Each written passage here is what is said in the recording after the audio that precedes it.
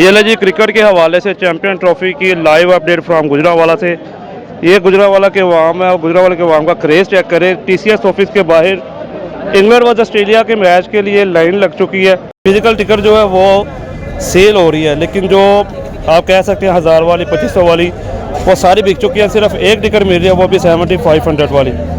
और मुझे नहीं लगता कि यहाँ हमको टिकट मिल सकेगी। ये कैमरामैन आपको दिखा रहे हैं कितनी ज़्यादा लाइन लगी है गुजरांवाला के मेन हेड ऑफिस पे।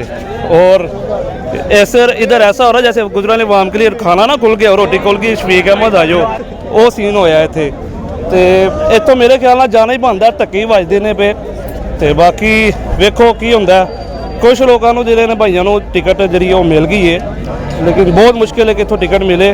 लेकिन इत्थे इन्ना को ज़्यादा रश है, बाहर भी अवाम जी है वो काफ़ी तादाद के अंदर खड़ी हुई है कि इधर अवाम जी है ना वापस जा रही है। बाकी देखो की बनता। अल्लाह हाफिज़।